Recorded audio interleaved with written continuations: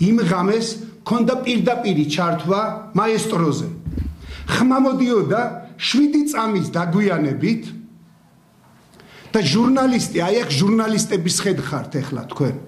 და მე მინდა მე გელაპარაკებით როგორც ჩემს მეგობრებს, როგორც ჩემს ახლობლებს. მართლა გულწრფელად გელაპარაკებით. შეკაი ადამიანო, კაცი ჭკუაზე ვარ გადასული.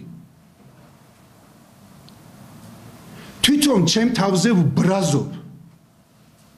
აი ახლა ახრო შემოვედი, ხო ნახეთ არა, მე ნერვიულობ ამაზე.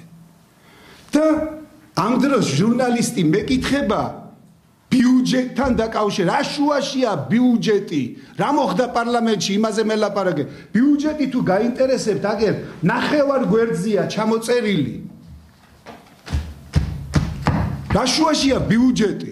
ანუ ესეც ხო იმისკენ მიგვანიშნებს, რომ შენ გინდა გამოგიჭიროს ვითომ რაღაცაში და ქართულ საზოგადოებას აჩვენოს. ვითომ დაჩვენ მე საქართველოს მოსახლეობამ, გლდანის მოსახლეობამ ამირჩია პარლამენტში. გლდანის მოსახლეობა არ კითხულობდა, მე იურისტი ვიყავი, ინჟინერი თუ მეფუტკრე.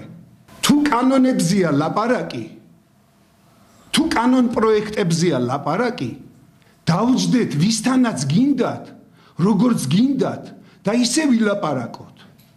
უამრავი ასისტენტები ყავს იქ, მე თუ არ ვიცი, ერთი კაი თვისება მაქვს მე. თუ არ ვიცი, 2 წლის, 3 წლის ბავშვსაც ვეკითხები. მე იმდენი რაღაცა ვიცი, რომ საერთოდ არაფერი არ ვიცი.